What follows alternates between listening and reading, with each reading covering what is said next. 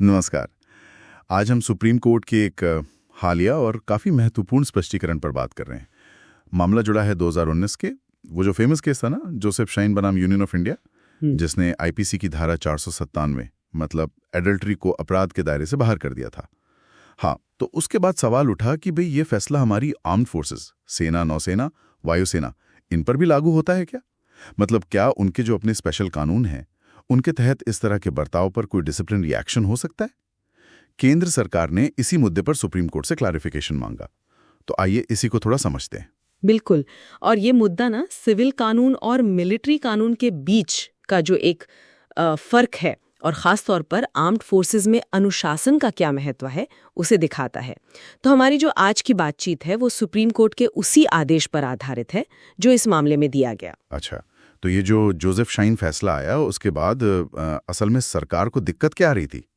मतलब क्या कंफ्यूजन था? देखिए, सरकार ने कोर्ट को बताया कि 2019 वाले फैसले के बाद ना फोर्सेस में अडल्ट्री से जुड़े मामलों में एक्शन लेने में मुश्किल आ रही थी। एक तरह की धारणा बन रही थी कि भाई जब ये अब सिविल कानून में क्राइम ही नहीं है तो फिर आर्मी एक्ट 1950 की जो धारा 45 है यानी अनबिकमिंग कंडक्ट, या फिर धारा 63 जो कहती है गुड ऑर्डर और मिलिट्री डिसिप्लिन के खिलाफ काम करना, तो ये समझा जाने लगा कि शायद इनके तहत भी कार्रवाई नहीं की जा सकती। ओह, अच्छा। हाँ, तो इससे अनुशासन बनाए रखने में दिक्कतें आ रही थी और कई सारे केसेस अटक रहे थे। समझ गया। तो फिर सरकार ने अपने तर्क में क्या कहा? मतलब उन्होंने क्यों कहा कि आर्म्ड फोर्सेस के लिए नियम अलग होने चाहिए? सरकार ने यहाँ पर संविधान के आर्टिकल 33 का हवाला दिया। आर्टिकल 33? जी, ये आर्टिकल संसद को ये पावर देता है कि वो आर्म्ड फोर्सेस के जो मेंबर्स हैं उनके फंडामेंटल राइट्स को, मतलब मौलिक अधिकारों को कुछ हद तक सीमित कर सकती है। अच्छा, क्यों? ताकि अनुशासन बना रहे और वो अपनी ड्यूटी ठीक से निभा सकें। उनका तर्क ये था कि आर्म्ड फोर्सेस एक अलग क्लास है ना? उनका काम करने का तरीका, माहौल सब बहुत अलग होता है। हाँ, ये बात तो है। जवान और अफसर अक्सर परिवारों से दूर रहते हैं, मुश्किल हालात में एक दूसरे पर निर्भर होते हैं।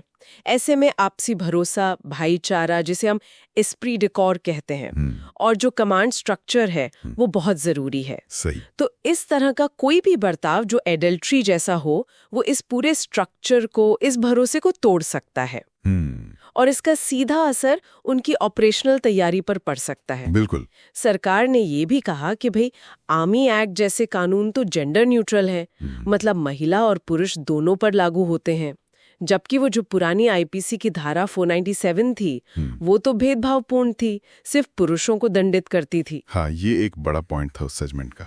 जी, तो सरकार का कहना था कि जोसेफ शाइन फैसला जो है वो मूलतः विवाह संस्था और बदलते सामाजिक मूल्यों के बारे में था। उसका फोकस आर्म्ड फोर्सेस की खास जरूरतें और वहां अनुशासन की जरूरत पर नहीं था। तो मतलब आईपीसी 497 हटने का ये मतलब नहीं कि आर्मी एक्ट की धारा 45 या 63 के तहत एक्शन नहीं लिया जा सकता। एग्जैक्टली, यही सरकार का स्टैंड था। दिलचस्प।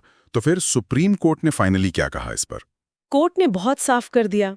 उन्होंने कहा कि भाई 2019 का जो जोसेफ शाइन फैसला था वो सिर्फ और सिर्फ आईपीसी की धारा 497 और सीआरपीसी की धारा 198 की संवैधानिकता से जुड़ा था। कोर्ट ने यह भी कहा कि उस फैसले में आर्म्ड फोर्सेस के जो अपने एक्ट्स हैं, जैसे आर्मी एक्ट की धारा 45 या 63, उन पर न तो कोई विचार किया गया था, न ही उन्हें छुआ गया था। अच्छा, मतलब कोर्ट ने उन एक्ट्स को एड्रेस ही नहीं किया था उस जजमेंट में? जी बिल्कुल नहीं। और कोर्ट ने यह भी याद दिलाया कि जोसेफ शाइन फैसले ने अडल्ट्री को सपोर्ट नहीं किया था, उसे बस अपराध की श्रेणी से हटाया था, लेकिन उसे तब भी एक नैतिक रूप से गलत काम और तलाक का आधार माना गया था। तो इसका सीधा सीधा मतलब ये हुआ कि Joseph Shine judgment armed forces को अपने कानूनों के तहत अडल्ट्री या उससे मिलते जुलते अशोभनीय आचरण के लिए डिसिप्लिनरी एक्शन लेने से नहीं रोकता है। आपने एकदम सही पकड़ा।